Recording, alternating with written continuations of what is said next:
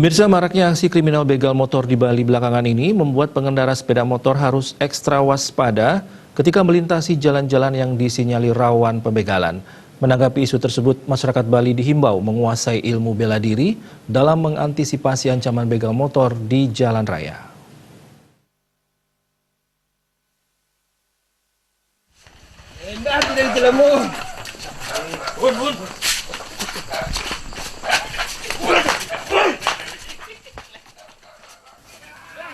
Kejahatan bisa menimpa siapa saja, tidak memandang perempuan maupun laki-laki.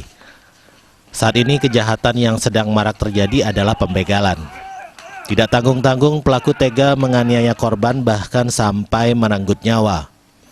Pengetahuan yang minim terhadap ilmu bela diri menjadi salah satu alasan para korban berjatuhan dan tak sanggup melawan ganasnya aksi begal. Tentu keadaan seperti ini membuat was-was masyarakat di Bali saat ini. Menanggapi hal tersebut, praktisi ilmu bela diri sekaligus Kaicho Bali Jiu-Jitsu Club, Daniel Christoffel, membagikan tips sederhana cara mengantisipasi begal di saat darurat.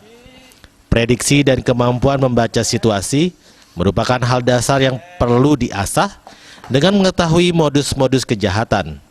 Dengan kepekaan, masyarakat bisa membaca situasi yang lebih membantu dalam mengambil keputusan di saat posisi darurat.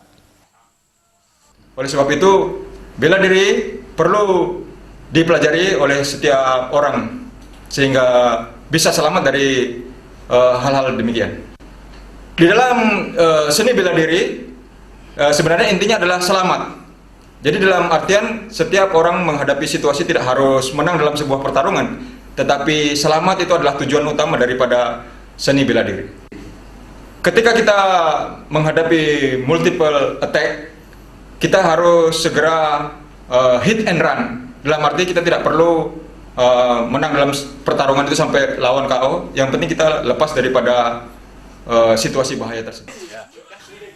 Christoffel menambahkan langkah preventif adalah masyarakat harus memiliki gambaran apa yang harus dilakukan di saat situasi kemungkinan masyarakat menjadi target kejahatan begal.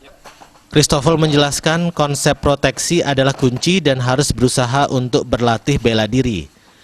Latihan bela diri menjadi langkah persiapan dalam menghadapi segala kemungkinan yang dapat terjadi di jalan raya.